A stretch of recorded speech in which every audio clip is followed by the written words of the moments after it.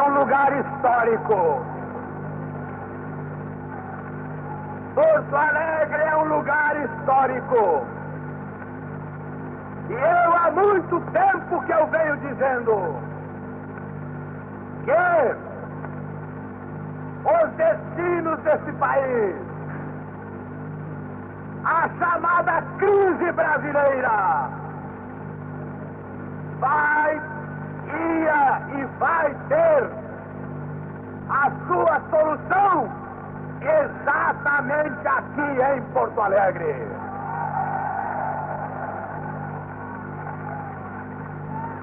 Eu peço a todos que permaneçam atentos, porque possivelmente ainda hoje tenhamos as mais importantes e decisivas informações a prestar ao povo gaúcho e ao povo brasileiro sobre a crise político-militar, essa guerrinha sem tiros que até agora assistimos, que aí estamos vendo se desenvolver pelo país.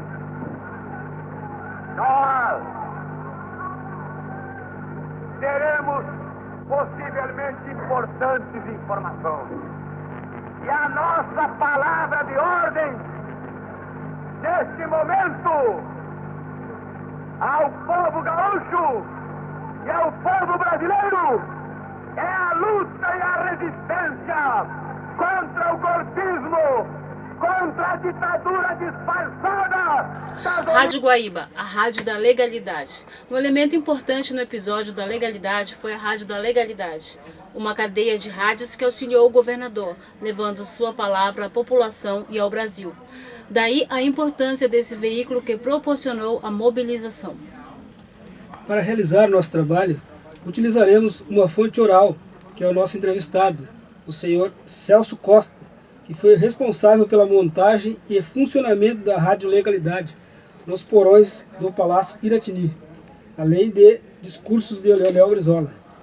A Rádio Educadora do Brasil hoje tem o prazer de receber nos nossos estúdios Celso Costa. Celso Costa, que é uma legenda do nosso Rio Grande, uma legenda do rádio, é um homem com conhecimento bárbaro e que tem uma experiência também da mesma forma, porque ele foi a pessoa que montou a Rádio da Legalidade, que é o nosso trabalho aqui a ser apresentado. Não existe análise profunda sobre esse episódio de extrema importância para a história do Brasil e do Rio Grande do Sul. A Rádio da Legalidade até hoje é pouco relatada em produções bibliográficas em torno do assunto. Verifica-se o rádio como um meio de comunicação. Por exemplo, no campo da história, é um elemento pouco abordado, mas sendo importantíssimo em diversos episódios, como nas grandes guerras e também na legalidade. No Brasil, as primeiras radiações ocorreram na década de 1920 e as mudanças mais significativas ocorreram durante a década de 1960, com o advento da televisão.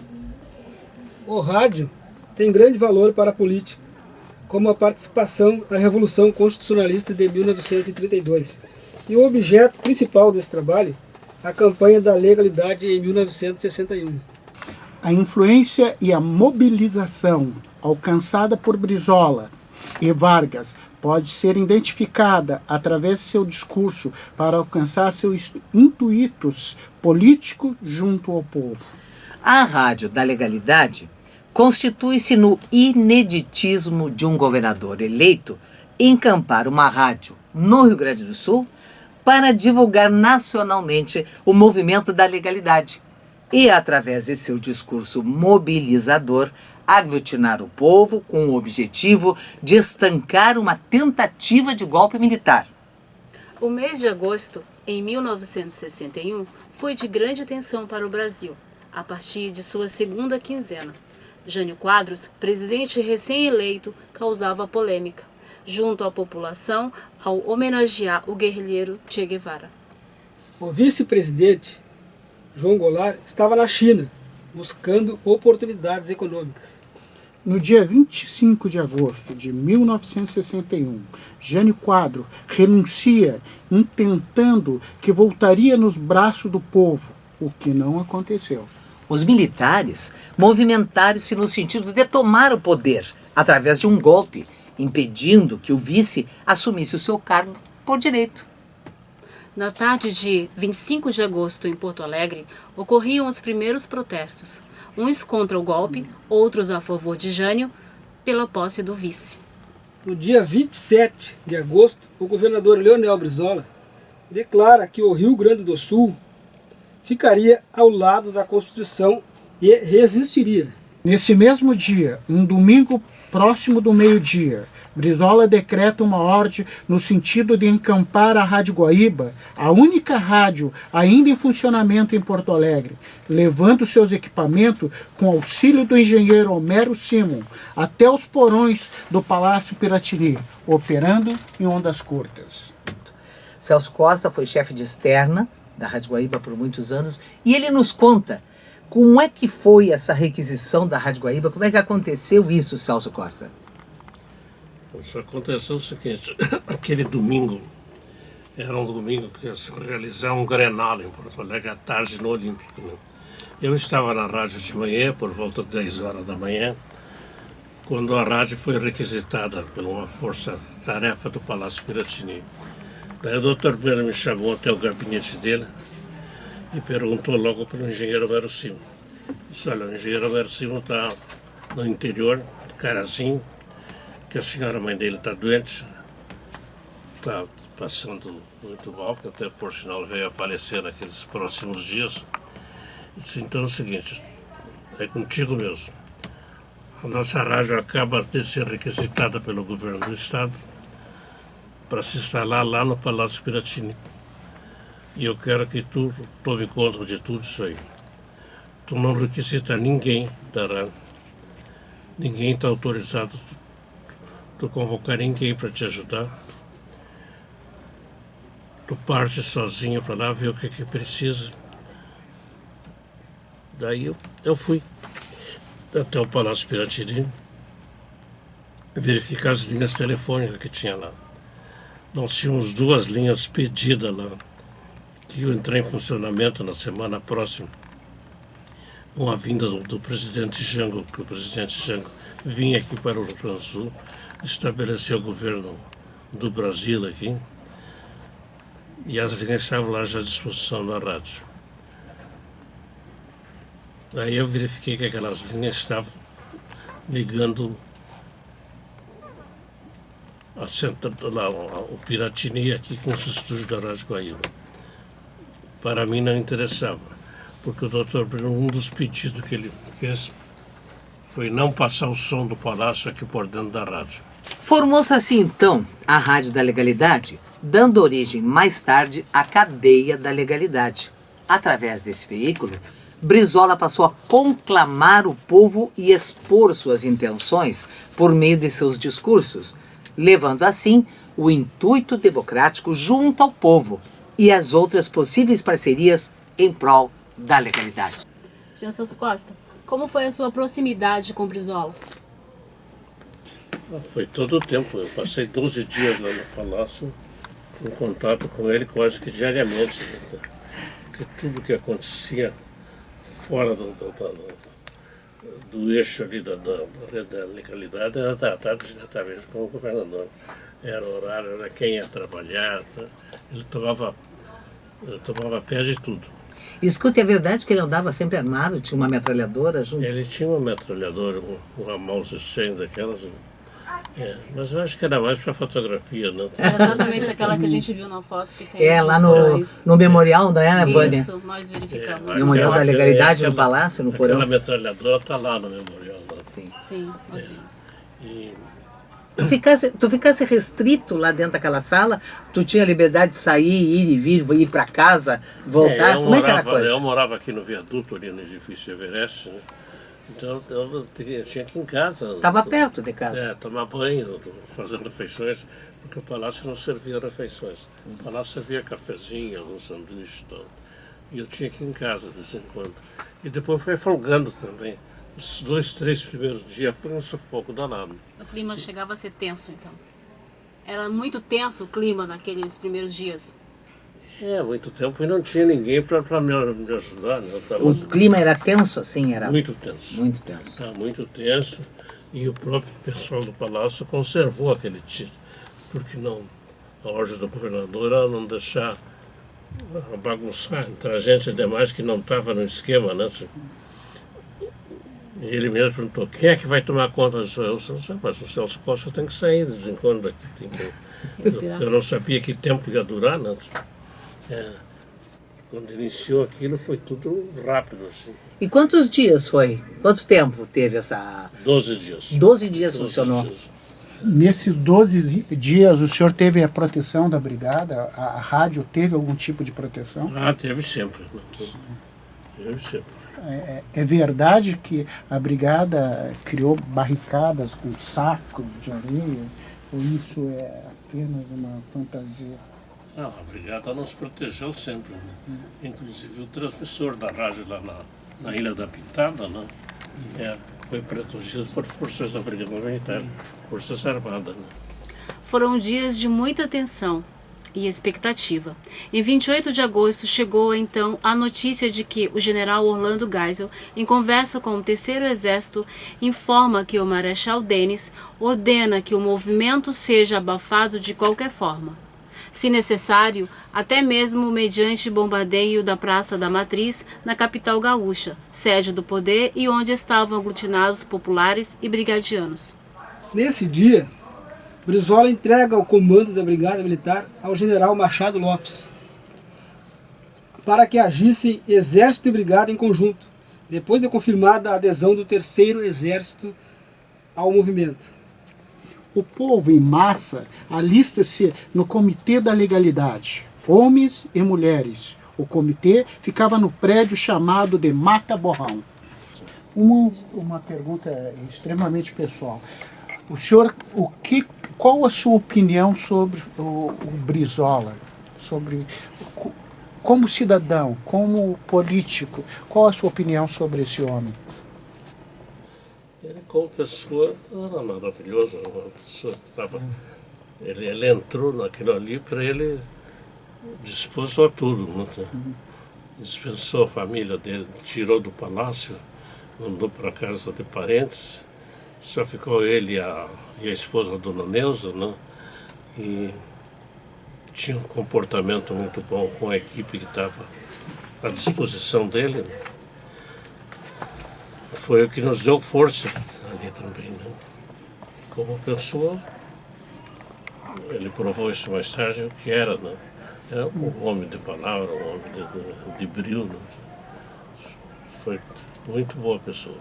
Como o senhor se sente sendo testemunha viva desse momento tão importante para a história do Rio Grande do Sul? A gente na época que eu fui para dentro do palácio e me fui lá para aquele porão, eu não imaginava o que estava fazendo. Não, sabia que a responsabilidade era muita. Eu até arma recebi, né? Eles distribuíram 38 para cada um lá e eu fiquei com 38. Mas não foi fácil até. E eu saí daqui. Eu fui no outro dia, a Rádio da Legalidade entrou num domingo no ar, dia 27 de agosto, às 3 horas da tarde, mais ou menos. Na segunda-feira à tarde eu fui a Brasília, colocar mais uma estação no ar lá, que não tinha nenhuma estação em cadeia. Lá o pessoal lá não estava sabendo o que estava acontecendo no Rio Grande do Sul, né? Nem os deputados, nem os altos funcionários do governo, né? Então, o povo em geral. Então precisava, aí eu peguei uma emissora lá, estava instalada ali na W3, coloquei no ar com som da Guaíba, coloquei som da Guaíba e voltei para Porto Alegre no mesmo dia. Né? Isso foi um dos serviços extra que eu fiz em Brasília, mandado e a pedido do governador. Com a união das classes civis e militares, o governador, através da Rádio da Legalidade, passou a coordenar as ações contra a tentativa de golpe, obtendo sucesso em sua empreitada, conseguindo assim, com o apoio do povo, que João Goulart, seu cunhado, assumisse a presidência do país em 7 de setembro de 1961, evitando a tomada do poder pelos generais. Foi de extrema importância a participação da Brigada Militar na legalidade. O Regimento Bento Gonçalves foi, no começo do movimento, a única força militar de apoio a Brizola, além, é claro, de apoio de populares e alguns políticos. Chama a atenção, também nos acontecimentos de agosto de 1961, a adesão de mulheres ao movimento. A presença feminina deu-se em grande número, tanto no sentido de resistir às intenções militares, quanto na proteção à família, inclusive pegando em armas. A presença do movimento estudantil assinalou-se na defesa da democracia e pela posse de Jango.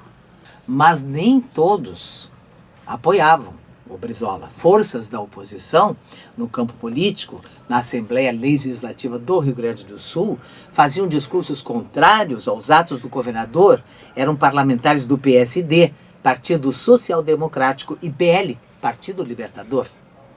Essas forças de oposição se fizeram presentes em maior número no momento após o fim da campanha da legalidade, defendendo assim a ideia do parlamentarismo, tendo em Paulo Brossard, do PL, um dos maiores opositores da legalidade. Anos mais tarde, em 1964, os generais terminaram por alcançar suas expectativas quanto a um golpe militar, levando a população do país a um período de proibições, censuras e repressão.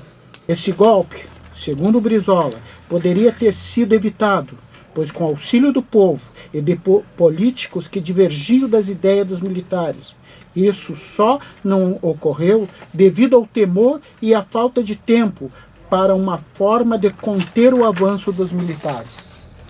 Muitos políticos e cidadãos foram exilados e presos durante os anos da ditadura, inclusive Brizola e Jango, que se refugiaram em terras uruguaias.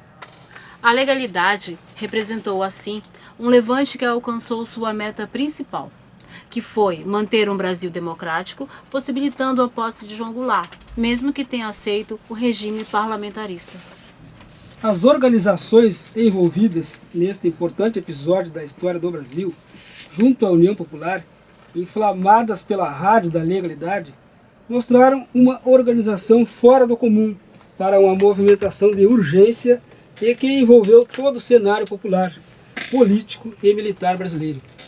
Bom, o fato, Celso Costa e colegas, de Leonel Brizola requisitar a nossa Rádio Guaíba para relatar ao povo a sua posição em favor da legalidade demonstra o quanto da importância da correta utilização desse veículo que é o rádio, né? Pois o movimento obteve um sucesso devido à programação da Rádio da Legalidade, que tornou-se a voz do governador não só, né, ao povo rio-grandense, mas também a todo o Brasil, né?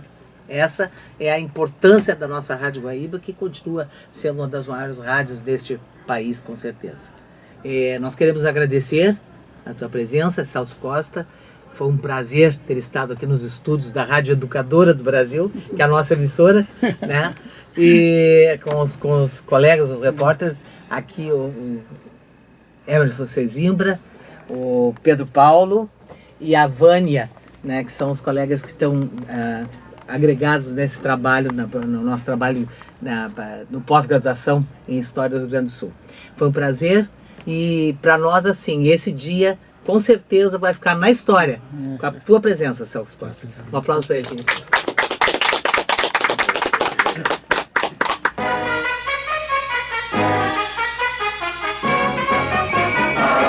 Brasileiros de pé, unidos pela liberdade, marchemos todos juntos com a bandeira que prega a lealdade. Avante, brasileiros de pé, unidos pela liberdade, marchemos todos juntos com a bandeira que prega a lealdade. Protesta contra o tirano, recusa a traição de um povo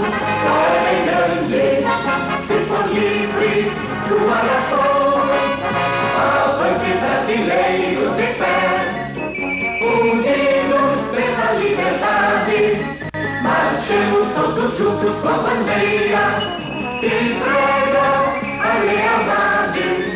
Avante, brasileiros de fé, unidos pela liberdade, marchemos todos juntos com a bandeira que pregam a lealdade. Protesta contra o tirano que recusa a traição, e o povo só é grande se for livre sua nação. Avante, brasileiros de fé, unidos pela liberdade, marchemos todos juntos com a bandeira que prega a lealdade. Avante, brasileiros de fé, unidos pela liberdade, marchemos todos juntos com a bandeira que prega a lealdade.